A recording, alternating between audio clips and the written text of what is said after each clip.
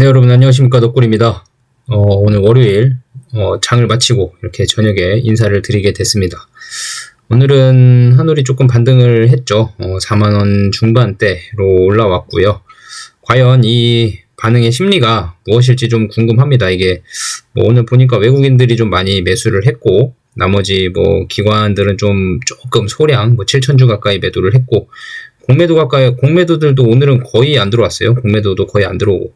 그러니까 공매도가 안 들어왔다는 건 이제 하락의 심리는 아니라고는 봐도 될 것 같긴 해요. 횡보를 할지, 얼마나 더 오를지 모르겠지만, 더 떨어질 때는 아니다라고 좀 생각을 하고 있는 것 같습니다. 지난번 영상에서도 슈퍼땡스를 한 분께서 보내주셨는데요. 너무 감사드리고요. 박땡현님, 너무 감사드립니다. 이렇게 슈퍼땡스 보내주셔서 또 맛있는 커피 한 잔 사 먹을 수 있었습니다. 너무 감사드리고요. 자, 앞으로도 잘 부탁드리겠습니다. 다른 분들 댓글은 질문 같은 건 이제 없는 것 같고, 본인들의 의견을 이제 많이 써주셨는데, 이제, 한번 볼게요. 그리고, 오늘은 영상을, 어떤 거를, 찍을까 하냐면, 지금 방금 전에 뉴스가 나왔는데, 아제넥스에서 TED, 질환 임상 실패 뉴스가 나왔습니다.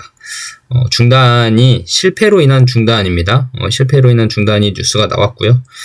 그에 비해서 알제넥스 주가는 마이너스 장전에 5.6%, 5.7% 정도로 보이고 있는데, 사실 임상 실패 치고는 너무 많이 안 빠지고 있는 것 같긴 해요. 지금 거래량도 많이 실리면서 빠지고 있지는 않고, 사람들이 기대가 그렇게 높진 않았나 봅니다. 그렇게 마이너스 6% 정도면 그렇게 많이 빠진 것 같진 않아요. 장이 시작을 해봐야 될 것 같긴 합니다.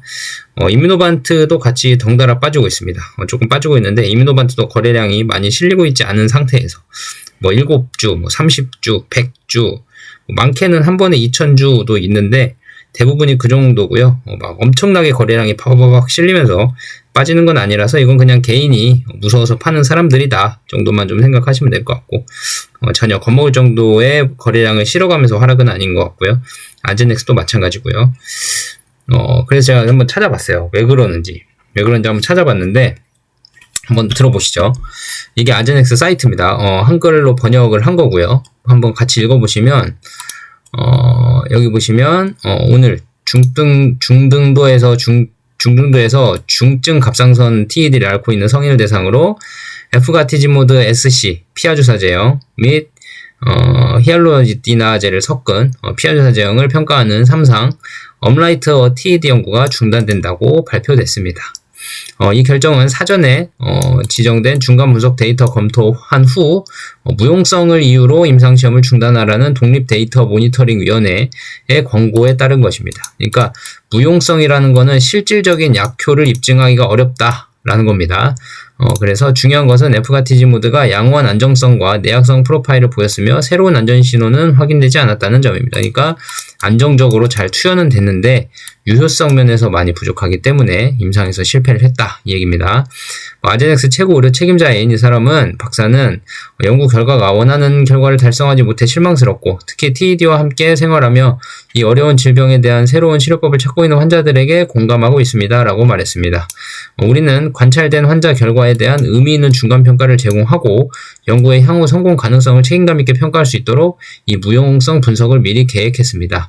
이 접근 방식은 임상개발 프로그램에 대한 투자와 자원에 대한 규율 있고 책임감 있는 관리 기본입니다.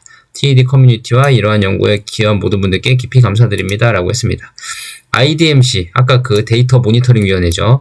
IDMC는 3상 임상시험에서 24주를 완료한 환자들의 무맹검 데이터를 대상으로 무용성 평가를 실시했습니다. 폐쇄 및 데이터베이스 잠금 후에 아제넥스는 연구 결과에 대한 이해도를 높이고 향후 TED 연구 도움이 될 수 있는 주요 생물학적 인사이트를 발견하기 위해 데이터를 종합적으로 분석할 예정입니다. 연구 데이터는 향후 의료회의에서 공유될 예정입니다 라고 되어 있습니다. 자, 보시면 여기 연구 디자인을 어떻게 했는지 한번 볼게요. 프리필드 시린지로 이제 채워진 주사기로 에프가티지모드를 투여를 했고요. 아제넥스 비브가르트 약물이죠. 그 다음에 등록된 참가자들은 자가면역 갑상선 질환, 그레이브스병 또는 하시모토 갑상선염과 관련된 활동성, 중등도에서는 중증의 갑상선 안질환을 갖고 있는 환자를 했습니다. 여기가 좀 포인트인데, 그레이브스병이 나오죠. 그레이브스병이 나오고 하시모토 갑상선염이 나옵니다. 하시모토 갑상선염은 그레이브스병과 반대라고 좀 생각하시면 돼요. 갑상선이 호르몬이 너무 과다 분비해서 나타나는 게 그레이브스병이라면 하시모토 갑상선염은 갑상선 호르몬이 너무 조금 분비돼서 나오는 병이 하시모토 갑상선염이거든요. 그러니까 그런 참가자들을 모집을 했는데 자가면역 갑상선 질환을 갖고 있는 참가자들을 대상으로 했습니다.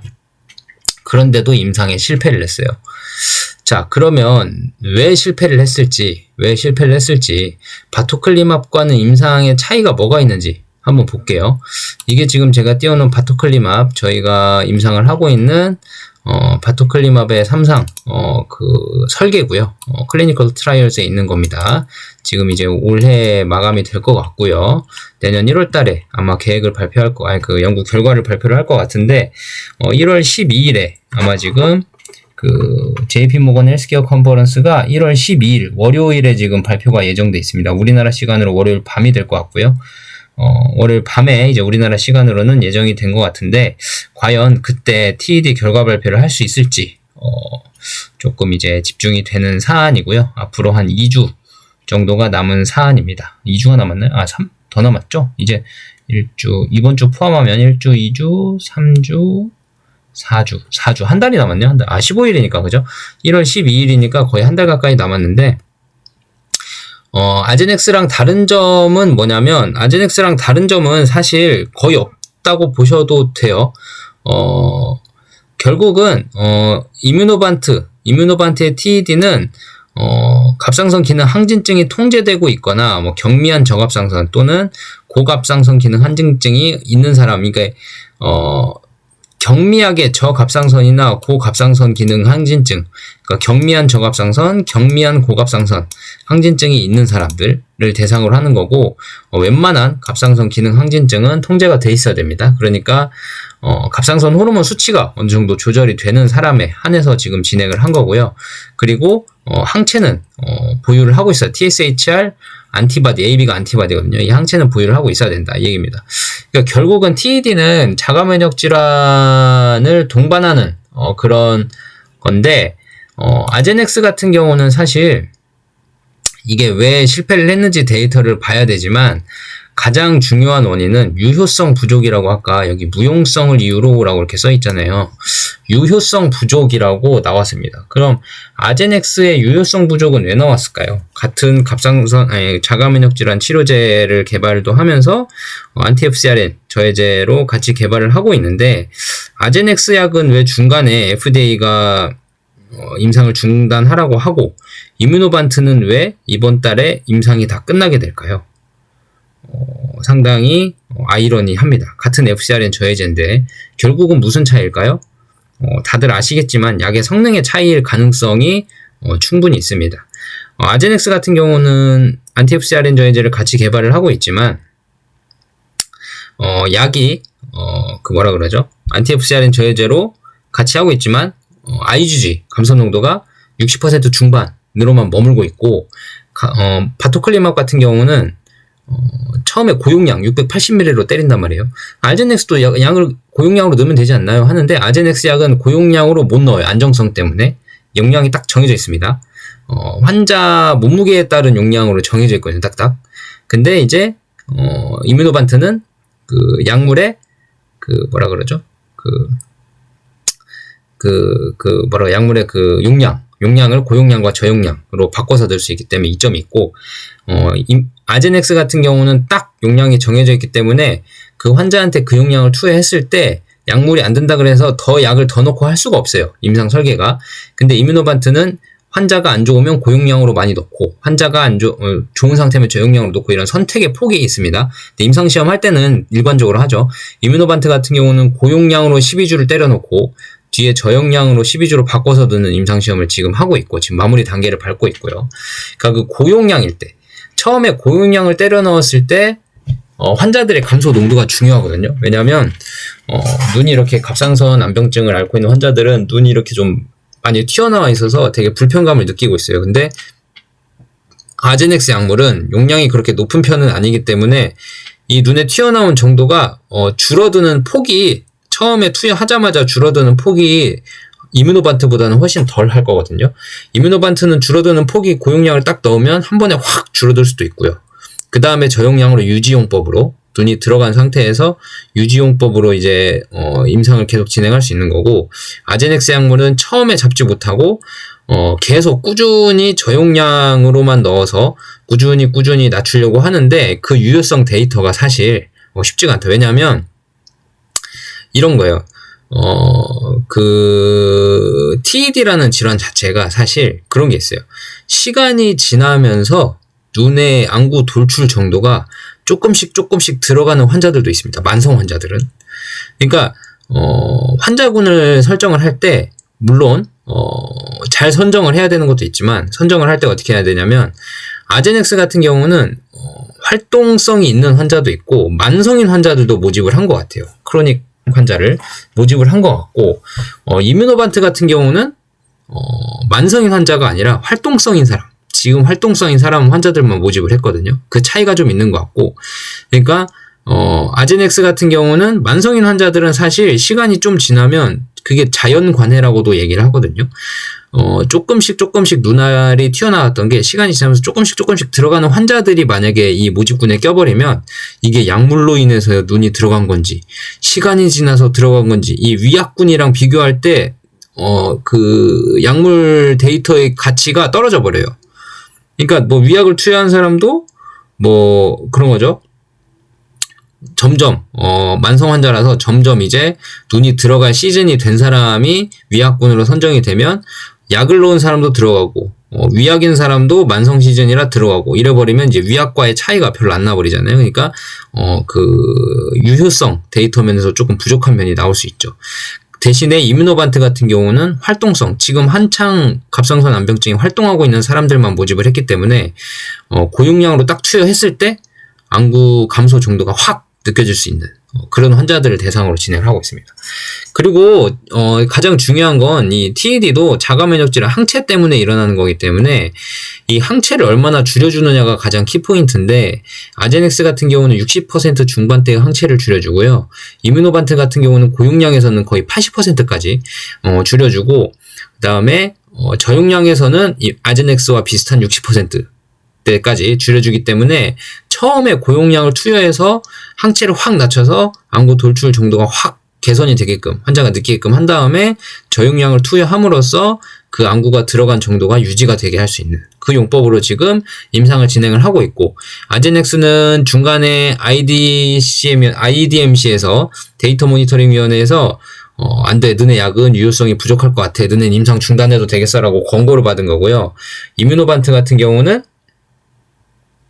어떻게 해요? 이뮤노반트 같은 경우는 지금도 임상을 진행을 하고 있죠. 그러니까 임상 환자 모집 다 끝나고 임상 거의 막바지 단계에 들어와 있죠. 지금 데이터 도출 단계에 거의 들어와 있고, 지금 안 그래도 그 딱 TED 지금 바토클리마 반환하냐 마냐의 이슈인데, 아제넥스에서 타이밍이 이걸 좋다고 해야 될지 안 좋다고 해야 될지 모르겠지만 아제넥스에서 임상 중단 권고를 받아버렸습니다. TED에서.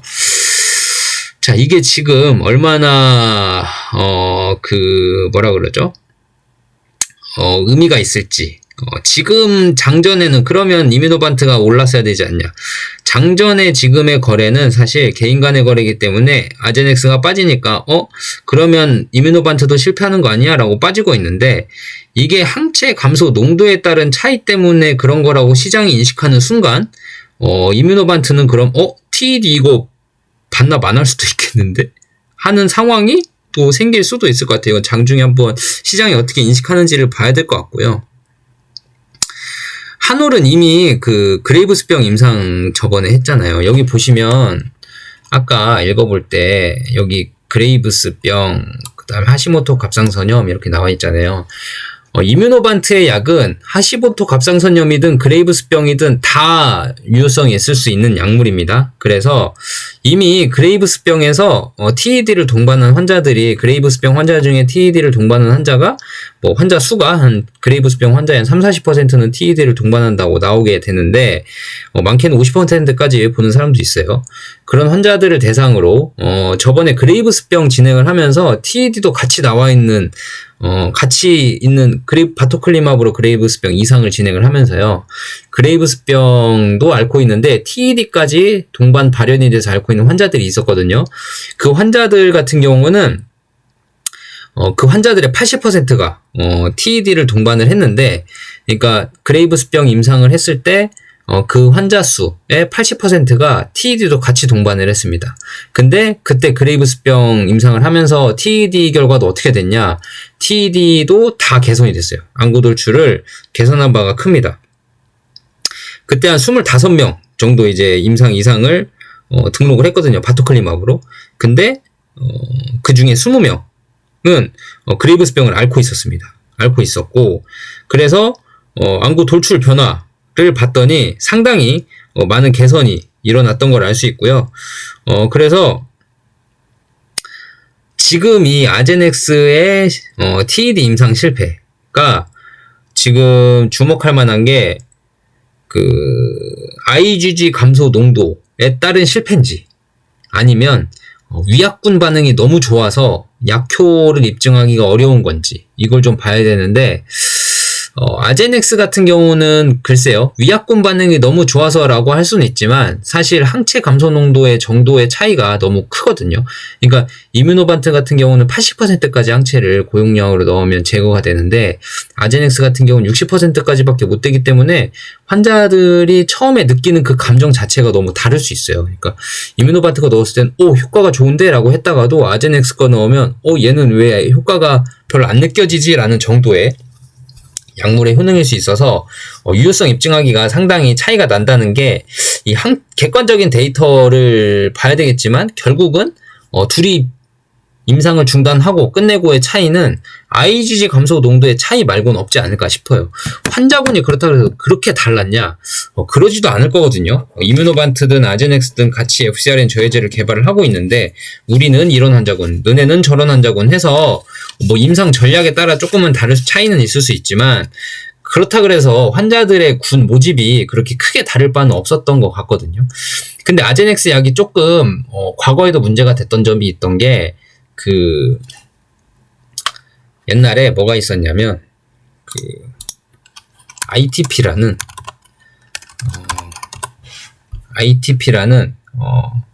혈소판 감소증이 있습니다. ITP라는 혈소판 감소증. 혈소판 감소증이 있는데, 얘는 F가티지무드 IV 제형으로는 성공을 했어요. 근데 SC 제형으로는 실패했어요.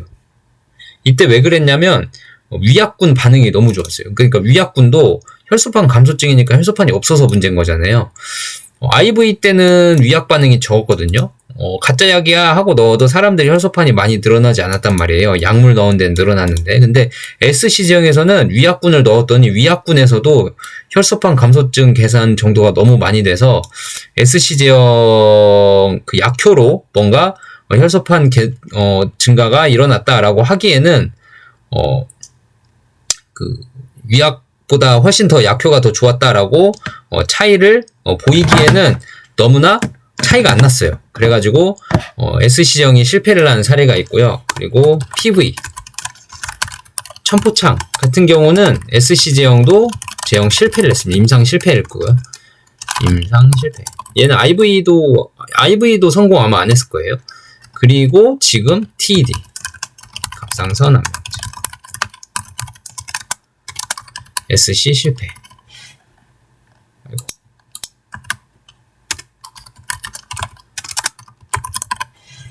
지금 그래서 SC 실패한 게 이렇게 3개로 늘어났어요. 지금 아제넥스가.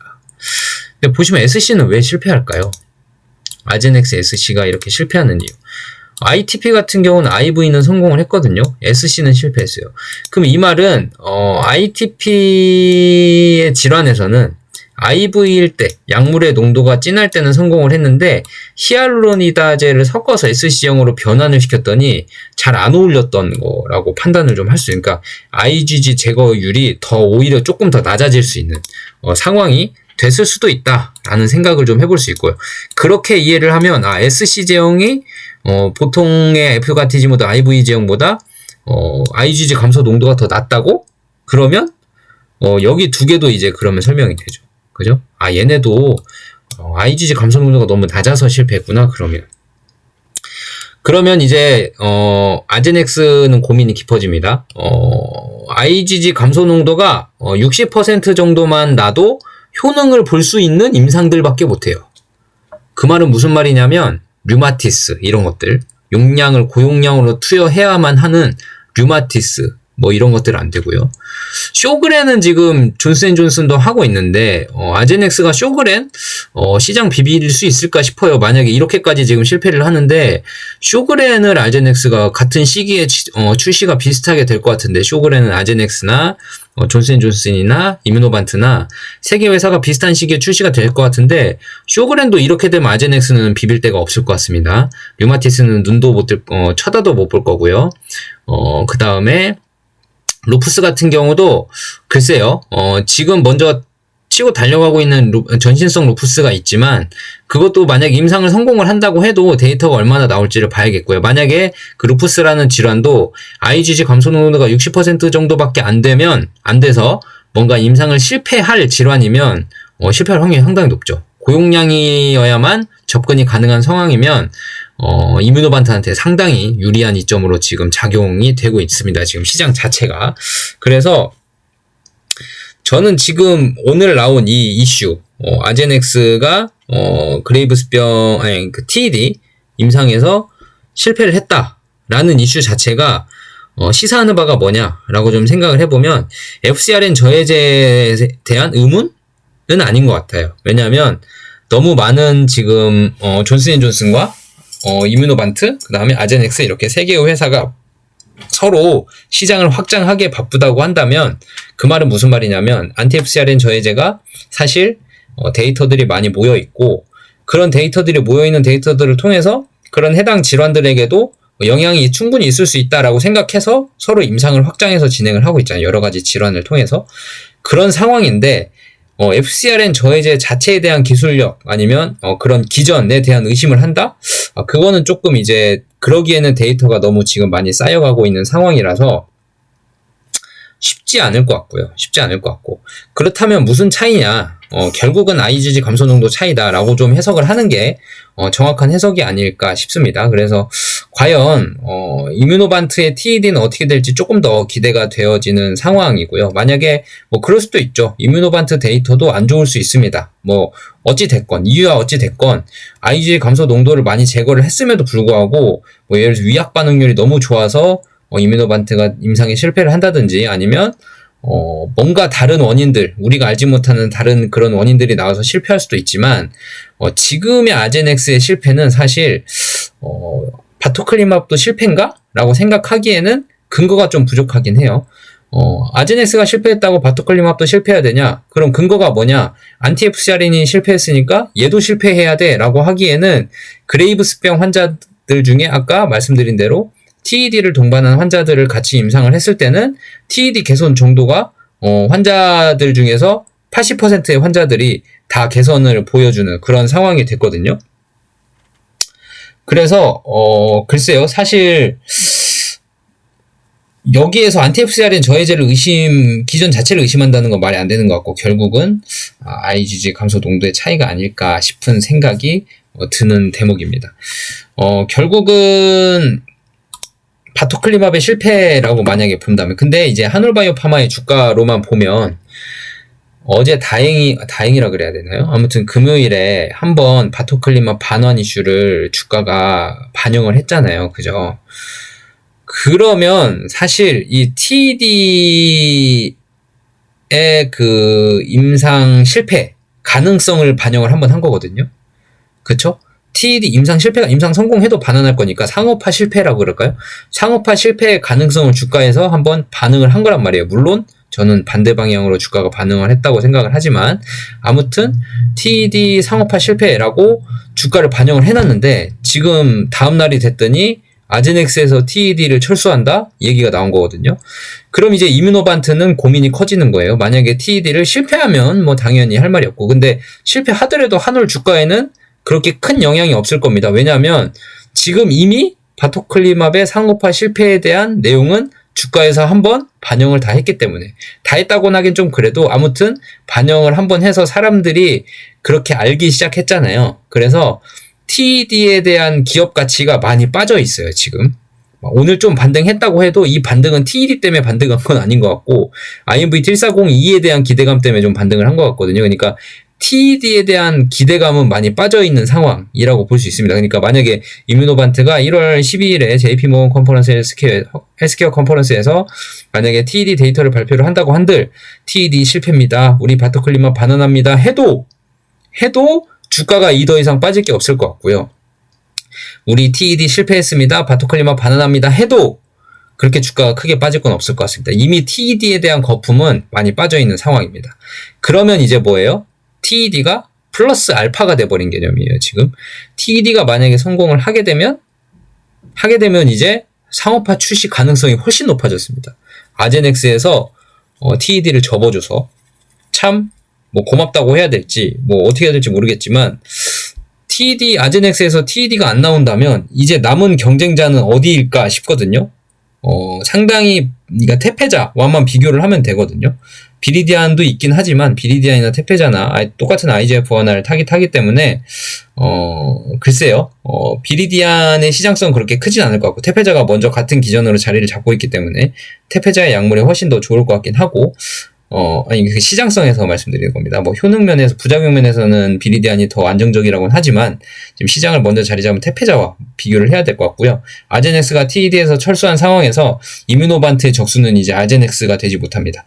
그럼 이렇게 되면 아제넥스까지 뒤로 가버렸다면 이뮤노반트가 TED를 상업화 안 해야 될 이유가 그때 과거에 만약에 아제넥스가 TED를 하고 있을 때 가장 큰 이유 중에 하나는 바토클리마비 TED 시장에 나오더라도 FcRn 저해제 아제넥스가 시장에 1년 뒤에 나오기 때문에 이뮤노반트 입장에서는 그거를 그렇게 크게 무리해서 그런 부작용이 있는 약을 무리해서 출시를 해서 그 이뮤노반트 회사 약물에 대한 이미지, 그러니까 바토클리마 부작용이 있는 약을 먼저 출시를 해서 시장성을 장악하는 것도 좋지만 만약에 그게 부작용이 있는 약이라는 걸 다 알게 되잖아요. 부작용이 어느 정도 있다라는 걸 다 컨트롤은 가능하지만 부작용이 어느 정도 있다라는 걸 다 알게 될 거고 그 뒤에 부작용이 없는 아제넥스 약이 1년 뒤에 나왔다. 그러면 아제넥스에서는 야 우리 약은 부작용 없는데 저 약은 경미한 부작용도 있고 저 약은 안정성 면에서 상당히 우리보다 뒤처져. 그러니까 우리 약이 더 좋아. 저 약 부작용 있는 약이야 라고 시장성을 더 공격을 하겠죠. 그 바토클리마블. 그러면은 시장성을 또 잃게 되고 아제넥스가 더 많은 TO를 가져가고 시장 그 매출 규모를 가져가게 되고 하는 상황이 벌어질까봐 바토클리마블 반납을 한다 안 한다라는 것도 분명히 검토했을 거란 말이에요. TED 상업화 안 하고. 근데 지금 불확실성 하나가 거쳐져 버렸습니다. TED 아제넥스 이제 내년에 발표할 게 없습니다. 이제. 그럼 안티-FcRn 저해제에서 TED 하고 있는 곳은 지금 이뮤노반트 혼자일걸요 아마? 그렇게 된다면 바토클리마블 상업화를 안 할 이유도 굳이 있을까요? 경쟁사가 사라졌는데 유효한 데이터만 나와준다면 굳이 바토클리마블 반환해야 되나요? 바토클리마블 먼저 팔고 이따가 나중에 IMVT1402로 임상을 하고 거기에 TED 라벨링을 붙여서 1402도 팔아서 다시 그 효과를 얻는 브릿지 역할을 하는 바토클리마비 브릿지 역할을 하는 역할을 해도 될 것 같고 근데 만약에 이럴 수는 있어요. TED라는 질환 자체를 바토클리마브로 일단 팔고 나면 나중에 그레이브스병을 동반한 TED 환자가 있을 때 IMVT1402, 아이메로프로바트를 투여를 하게 되면 바토클리마브의 시장성이 좀 애매해질 수 있다라는 건 있습니다. 근데 그런 애매해질 수 있다라는 거가 되려면 2029년, 30년까지도 더 넘어야 되고요. 그러니까 이뮤노반트 입장에서는 안티-FcRn 시장에서 TED가 만약에 유효성 입증이 된다면 이제는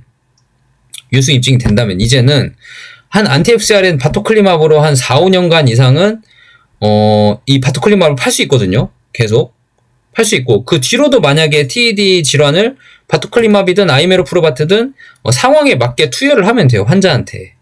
그러니까 좀 경증이고 조금만 투여해도 되고 부작용이 컨트롤이 가능해도 상관없는 사람이면 바토클리마브를 넣어도 되고 상당히 중증이 심하고 그 다음에 그 심한 중증 때문에 고용량을 많이 오래 투여를 해야 되는데 부작용이 너무 우려가 되는 환자들은 아이메로프로바트로 투여를 하고 이런 식으로 가도 되거든요. 환자에 따라서. 그러니까 좀 경증이거나 중증도가 좀 약한 환자들은 바토클리맙을 넣어서 미리미리 바토클리맙을 넣어서 뭐 고용량 처음에 넣었다가 어느 정도 증상이 확 개선이 되면 저용량으로 확 줄여서 유지요법으로 가게 되는, 그래서 부작용을 최소화하는 방법으로 시장성을 가져가고, 아이메로프로바트 같은 경우는 심한 사람, 환자가 심한 사람, 고용량으로 계속 맞아야 되는 사람은 아이메로프로바트로 가서 고용량 지속 투여를 해서 환자를 개선시키는 이런 방법도 있거든요. 그러니까 방법을 찾을 건 수만 가지가 됐습니다. 그러니까 아제넥스의 시장, TED 시장을 이뮤노반트가 가져올 수 있는 상황이 될 수도 있을 것 같아요. 물론 TED의 유효성에 따라 다릅니다. 그래서 1월 12일에 아마 발표를 할지 안 할지는 좀 봐야 될 것 같은데, 뭐 정확한 날짜가 아직 안 나와서 잘 모르겠습니다. 일단 바토클리맙 입장에서는 글쎄요, 상업화에 대한 지금 반환을 한다라는 것까지는 나와 있지만,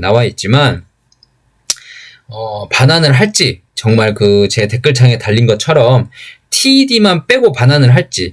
근데 TED만 빼고 반환을 하려면 TED에 대한 유효성이 가장 중요하고요. 그래서 유효성 발표할 때 아마 그런 결정이 나올 것 같고, 만약에 유효성만 입증이 된다면 이제는 내년에 나올 알제넥스 약을 신경 쓰면서까지 할 필요는 없어졌다. 이제는 유효성 데이터가 좋고 사업성이 어느 정도 되고 태폐자와 견줄 수 있는 약물이 된다면 이제는 충분히 가능성 있는 약물이 될 수도 있다. 라는 상업화할 가능성 있는 약물이 될 수도 있다라는 상황이 성립이 되고요. 그리고 이제 한올이 이뮤노반트나 로이반트에 할 한마디가 더 해졌죠. 아제넥스 이제 임상 그만한다는데? 근데 그래도 상업화 안 할 거야? 성공하면 상업화 안 할 거야?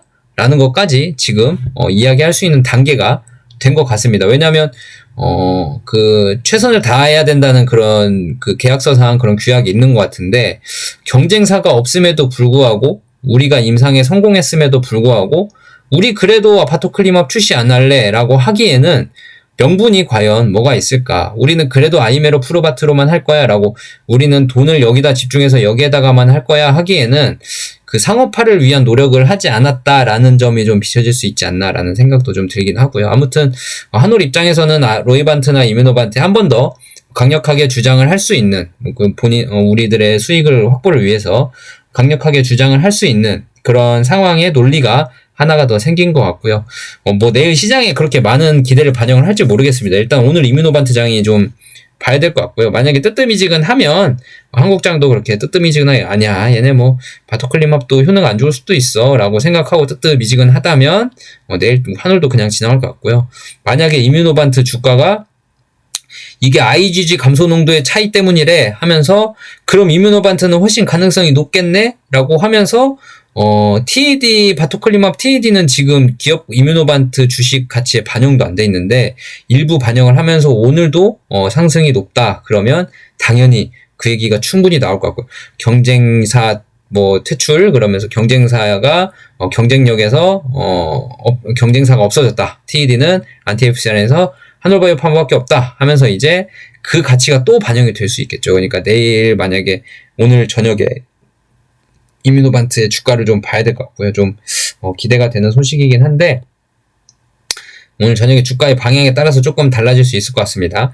같이 한번 봐보도록 하시죠. 여러분들의 생각은 어떠신지 댓글을 통해서 또 남겨주시고요. 제가 요즘에 댓글에 수준 높은 댓글들이 너무 많으셔가지고 제가 열심히 읽어보고 있습니다. 너무 감사드리고요. 이제 개인 간의 의견들 잘 말씀해 주셔서 감사드리고, 구독하기, 좋아요 눌러주시고, 제가 2,000명 목표라 그랬는데 벌써 2,180명이 됐고 2,200명이 되어가고 있습니다. 아무튼 구독하기, 좋아요 꾸준히 눌러주시면 감사하겠고요. 댓글 편하게 달아주시고, 박땡현님 슈퍼땡스 너무 감사드리고요. 다른 분들도 혹시나 저에게 조금이나마 힘을 좀 보내주고 싶으신 분들, 조금이나마 저의 노력을 보답하고 싶으신 분들은 슈퍼땡스 후원해주시면 감사히 받겠습니다. 너무 많은 도움이 됩니다. 감사하고요. 영상 이것으로 마치겠습니다. 감사합니다.